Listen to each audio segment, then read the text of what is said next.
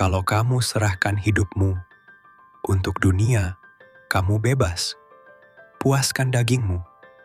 Tapi kalau kamu ikut Kristus, kamu harus siap jadi tawanannya. Tetapi bagaimana saudara bisa memiliki kegentaran terhadap Allah? Seakan-akan kita ada di hadapan pengadilannya. Itu tidak mudah. Mudah mengatakan ku taruh Tuhan di mataku. Tetapi faktanya kita tidak sungguh-sungguh menghayati kehadiran Allah itu. Kita tidak menghayati bahwa Allah itu hidup, matanya melihat seperti candid camera yang selalu mengawasi kita. Buktinya apa? Kita sembarangan bicara. Kita sembarangan berpikir. Kita masih sembarangan bertindak. Emangnya gampang menghayati Allah yang hidup? Dia tidak kelihatan kok.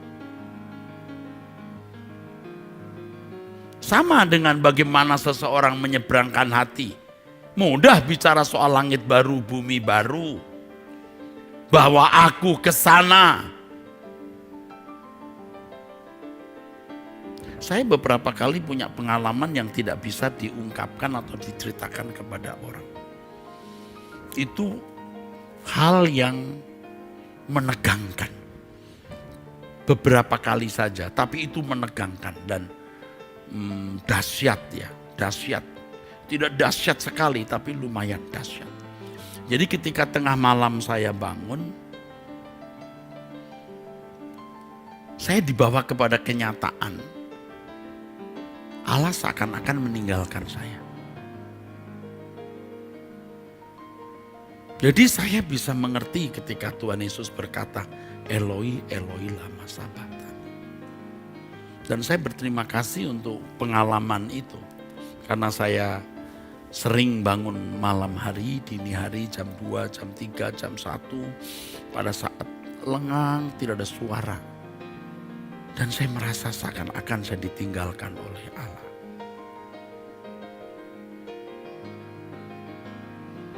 Nah, disitulah saya belajar mengerti betapa hebat ketegangan kalau seseorang itu ditinggalkan oleh Allah. Maka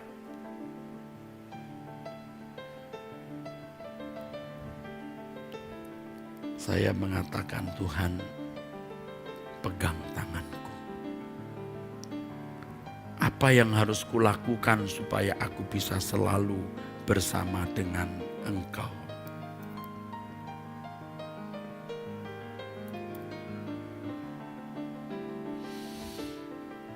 Nah, peristiwa itu beberapa kali saya alami, saudaraku. Apalagi dalam pengalaman hidup kadang-kadang saya terjepit, Tuhan seakan-akan tidak membela saya. Tuhan memojokkan saya, membawa saya di satu situasi yang direndahkan, dikalahkan, disalahkan. Bukan saja oleh orang di luar, tapi juga orang-orang di sekitar saya yang kadang-kadang saya sudah begitu percayai dan kasihi, tetapi menikam. Dan mereka pikir saya tidak tahu. Saya tahu. Tembok itu bertelinga. Tentu banyak orang setia kepada saya. Oh, saya tidak mau punya telinga tipis. Tapi dari perkataan, dari SMS saya tahu. Kamu mencurigai saya. Dan saya merasa sakit sekali. Dan saya merasa, Tuhan, kenapa keadaanku begini? Nah, itu pergumulan yang ternyata membawa saya untuk bisa menghayati Allah itu hidup. Saya kalau cerita ini bukan mau curhat supaya saudara mengasihani saya, enggak. Ini pergumulan yang saya bagikan yang suatu kali Anda bisa mengalami. Jangan Anda berkata, wah Pak Eras curhat ini subjektif. Anda jangan dengar khotbah saya lagi. Saya juga tidak membutuhkan Anda mendengar khotbah saya.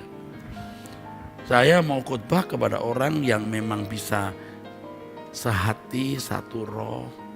Dan tidak ada yang memaksa saudara mendengar khotbah saya. Saya sudah mengatakan saya mau jalan terus, saya mau terbang terus, tidak noleh kanan kiri, mau orang jauh mau dekat, mau ikut ayo, nggak ikut gua tinggal loh.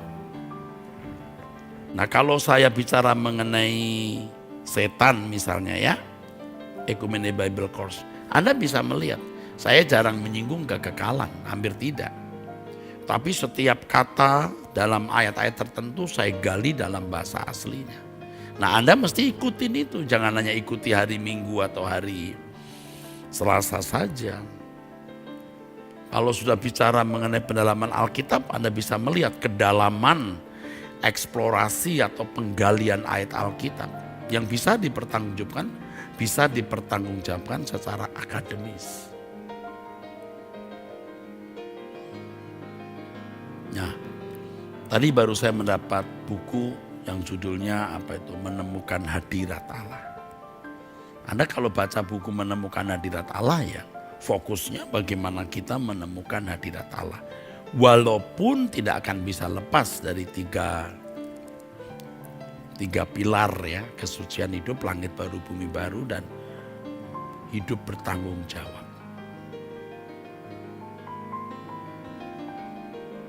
Nah banyak orang itu berfantasi mengenai Tuhan.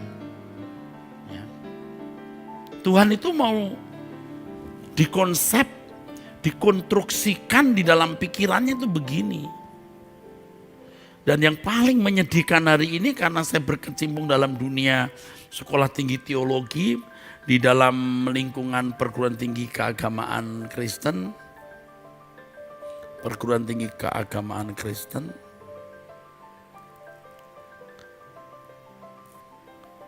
yang paling parah itu teolog. Kalau sudah membuat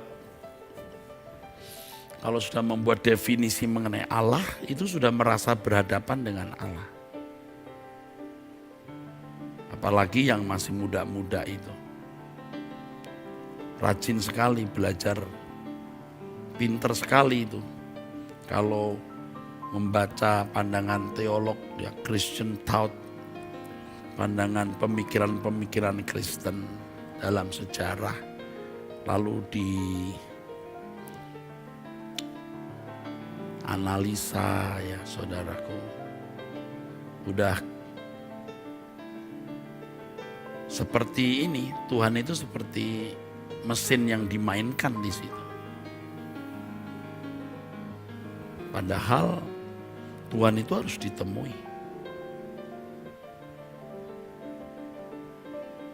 Saya mesti kasih tahu, kalau Anda cuma belajar teologi di perpustakaan, Anda kulik, Anda goyang, Anda mainkan itu doktrin dari buku-buku.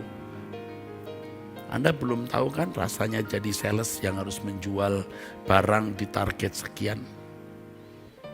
Anda kan gak pernah kan ngalami dagang, diperes preman, nipu salah gak nipu rugi. Anda gak ngerasain kan 1001 masalah hidup yang terjadi di luar sana. Lalu Anda menggampangkan hidup itu, begitulah. Bukan tidak boleh berteologi, tapi realistislah untuk menghadapi realitas hidup. Nah kebetulan saya ada di marketplace juga, bagaimana mengalami kesulitan hidup, dagang dari kecil-kecilan, pokoknya ngalamin susahnya cari uang ini. Kalau saudaranya bolak-balik buku itu banyak fantasi. Kadang-kadang untuk orang-orang seperti itu saya bilang gini, udah dengan ilmumu kamu turun, kamu buka jemaat. Bisa gak? Oh bukan talenta saya, oke bukan talenta kamu. Sekarang kamu rubah manusia seperti yang Tuhan kehendaki, kamu jadi utusan Kristus. Kamu utusan Kristus atau utusan Calvin atau utusan Arminian? Atau utusan sekolah teologiamu? Utusan Kristus, kamu harus hidup seperti Kristus. Jadi kerusakannya sudah begitu parah sampai orang tidak menyadari kesalahan itu, saudara. Dan yang paling mengerikan, dia tidak berpikir suatu hari akan berhadapan dengan Allah. Berhadapan dengan Tuhan. Dan kita harus mempertanggungjawabkan hidup kita. Ya, saudaraku. Nah, kalau kita selalu di dalam kesadaran ada Allah yang hidup, di mana kita harus menjaga perasaannya, kita akan bertanggung jawab di hadapan Allah atas semua yang kita lakukan.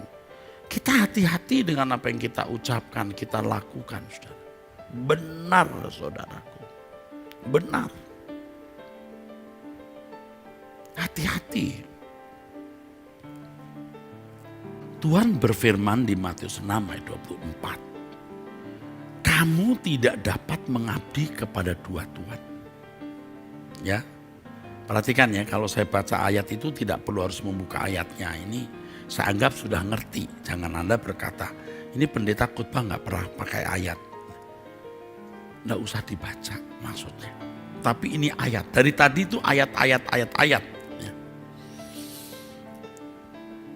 Yang kalau saudara ikutin terus khotbah saya, Anda nanti baca Alkitab baru. Nah lo, ngerti. Yang tadinya belum tahu, setelah mendengar khotbah sekian lama, begitu Anda membaca Alkitab, nanti Alkitab itu hurufnya seperti naik ke atas. Menari-nari di mata dan pikiranmu. Jadi hidup. Ada nyawanya. Kalau dulu enggak jelas, nanti ada nafasnya, ada nyawanya. Karena Anda saya beri nafas. Maksud saya, khotbah ini memberi nafas kepada pikiranmu yang bisa menghidupkan ayat Alkitab. Saya bicara ini tentu juga karena mendengar orang bicara selain saya sendiri ngerti. Setelah saya mengerti firman kan membaca Alkitab jadi asik banget, jadi berharga itu ayat. Ya, kalau dulu kita hanya jadikan objek penelitian, sekarang jadi hidup. Dan seakan-akan kita baru melihat ayat itu. Seakan-akan kita baru bertemu ayat itu. Oke, saya teruskan. Jadi kita harus memilih. Matius 6, 24, kamu tak dapat mengabdi kepada dua Tuhan. Kalau engkau menyerahkan hidupmu kepada dunia, enak. Engkau boleh buat apa saja yang cocok dengan daging dan jiwamu. Jiwamu yang berkodrat, jiwamu yang tidak berkodrat ilahi, dagingmu yang sudah merekam banyak nafsu, dipuaskan. Boleh. Tapi kalau kau menyerahkan hidupmu untuk Tuhan, nah itu masalah. Karena kamu dibelenggu. Kalau di dunia kamu dimerdekakan. Keinginanmu boleh dipuaskan. Apa yang kau ingini kamu kemana? Mau ngomong apa? Mau beli apa? Ini kalau soal beli apa, baru-baru ini sejak COVID saya berkata Tuhan, kalau dulu saya pernah beli barang, yang itu sebenarnya tidak boleh kubeli. Aku telah mencuri uangmu. Aku punya beberapa hobi dan uang saya cukup banyak untuk itu. Walaupun tidak semua itu dari jemaat atau orang memberi, tidak. Termasuk dari hasil saya sendiri. Tapi saya sadar bahwa saya tidak berhak memiliki uang itu. Dan kalau aku sudah membelanjakan uangku untuk keinginanku sendiri, aku mau tebus kesalahanku itu sekarang. Apapun yang ada padaku kau ambil, entek wis rapopo, semua ambillah. Asal jangan sampai aku mati, aku masih punya hutang. Kenapa kamu beli barang ini dulu? Terus terang saya takut. Dan saya sedang belajar. Hari-hari ini saya belajar terus. Saya katakan kepada Tuhan, Tuhan, kalau aku sudah membelanjakan uangku dulu untuk apa yang kau tidak berkenan, aku bertobat. Sekarang aku mau membayar hutangku. Sekarang aku tidak mau belanja apa yang kau tidak kehendaki aku beli. Aku lakukan apapun yang kau minta dengan apa yang ada pada saya, dalam hal ini uangku. Tentu saya harus hati-hati. Ada orang-orang yang sering minta tolong kepada saya dan saya sering membantu. Akhirnya saya merusak orang itu. Saya harus tega berkata tidak. Kamu harus belajar mandiri. Tapi untuk orang-orang yang memang membutuhkan pertolongan, pekerjaan Tuhan dan lain-lain, saya harus bersedia. Saya tahu kalau saya bicara begini untuk orang-orang yang sudah biasa merdeka, tidak suka. Atau jangan-jangan pikir saya sedang meminta uang Anda. Anda lihat saya bicara ini, ada unsur politik enggak? Kalau Anda menganggap saya punya unsur politik, Anda pasti jahat dan bengkok. Anda tidak punya nurani. Saya tulus. Saya berkata, Tuhan, kalau aku pernah membelanjakan uangku salah, maaf ya, kata kalau itu juga nggak tepat. Maksudnya itu aku sudah membelanjakan uangku secara tidak benar. Sekarang aku mau menebus. Sekarang aku mau menebus dengan menyerahkan apapun yang kau kehendaki harus kulakukan. Supaya sebelum aku meninggal dunia itu aku selesai dengan diriku sendiri, selesai dengan Tuhan. Ya, mosok Pak. Ya, makanya saya pengen cepat-cepat ada pengadilan. Tapi kan nggak boleh begitu. Banyak orang belum siap. Jangan mau egois sendiri, Eras. Ya udah, makanya sebelum kita menghadap pengadilan, ya ayo yang benar semua. Kalian masih muda-muda juga, jangan nggak karu-karuan hidupmu. Ya, bisa setiap saat kamu kamu lewat kamu, ya. Nah kembali tadi, menyerah, merdeka. Mau apa? Mau belanjakan uangmu apa? Merdeka. Mau beli apa? Merdeka. Mau punya hobi apa? Lakukan. Merdeka. Tapi kalau ikut Tuhan, tidak bisa. Saya khotbah ini, ya kalau boleh dikatakan hebat ya, saya hebat ini, saya sendiri belum tentu melakukannya dengan sempurna. Belum. Nah setelah saya khotbah ini, saya pulang baru saya ditagih. Tagih nanti. Habis ngomong ditagih. Nanti ada tagihan. Nanti saya punya kesempatan berbuat dosa, kesempatan beli barang, kesempatan merdeka. Kamu udah gak merdeka lagi. Kamu harus menjadi tawanan Tuhan. Seperti yang saya katakan juga minggu lalu, Paulus mengatakan ya, aku tidak tahu apa yang akan aku alami, tetapi penjara dan penjara sengsara menanti aku.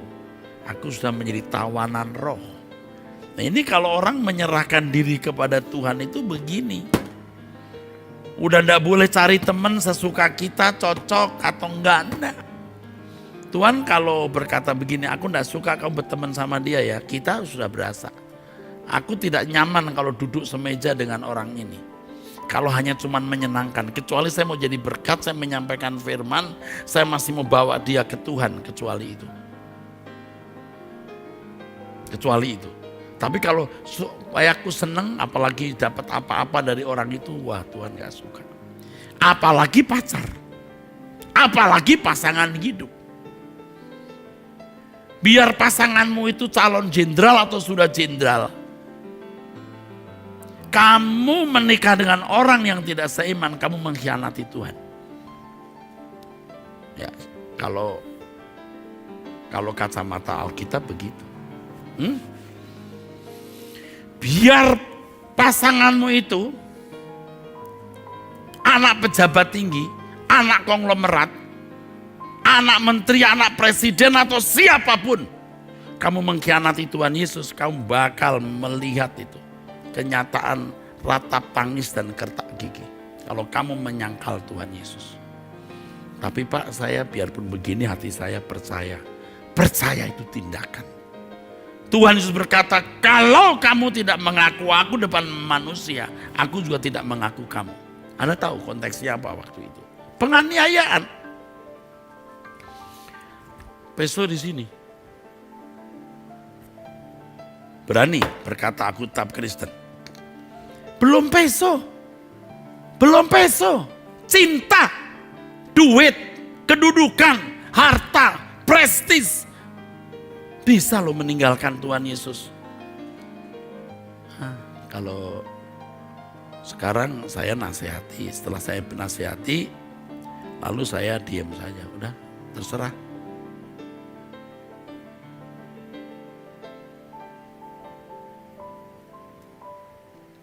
kita itu mesti terbelenggu. Penyerahan diri kita kepada Tuhan itu artinya kita tidak punya kepentingan. Dan Anda mulai ketika berdoa udah gak ngatur-ngatur Tuhan. Banyak masalah. Ada orang yang saya kasihi sakit. Ya Tuhan, kau tahu kalau sampai ada apa-apa aku susah. Aku rasanya meminta Tuhan tolong sembuhkan dia, panjangkan umurnya. Tapi sekarang saya sudah belajar. Jangan sampai keinginanku mengganggu kebijaksanaan Tuhan. Monggo kerso.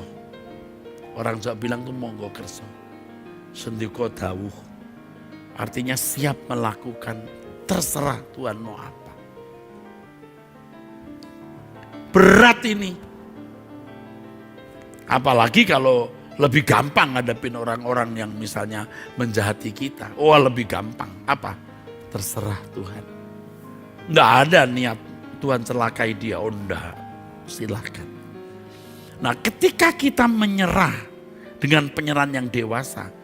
Semua masalah yang kita hadapi itu bukan menjadi sesuatu yang kita anggap mencelakai. Lah aku sudah menyerah kok. Aku serius nih Tuhan, aku menyerah. Walaupun aku harus belajar terus untuk penyerahan yang benar. Jadi apapun yang ku alami, aku percaya itu kebijaksanaanmu. Kan Tuhan mengajar saya saat-saat dimana kok Tuhan seperti meninggalkan aku. Bayangkan nih pendeta loh saudara. Tiap hari melayani dan saya kira saya sudah sungguh-sungguh menyerahkan hidup. Aduh entek-entekan habis-habisan. Kok seperti Tuhan meninggalkan aku. Jadi penyerahan yang dewasa itu memang tidak mudah saudara. Sulit. Nah, ada satu kalimat yang beberapa waktu ini saya katakan. Tuhan tahu penyakit kita. Tuhan tahu penyakit kita. Penyakit karakter. Penyakit watak. Maka Tuhan izinkan segala peristiwa terjadi itu. Karena Tuhan mau mendewasakan kita. Nah untuk kelas seperti saya ya. Mengalami hal-hal yang berat. Nah, Tuhan Yesus sendiri di kayu salib berkata. Eloi Eloi lama sabachthani. Tapi Tuhan Yesus lulus mengatakan, ke dalam tanganmu kuserahkan rohku. Ke dalam tanganmu kuserahkan nyawaku. Wah, tidak meragukan Bapa sama sekali. Ini hebat saudaraku sekalian.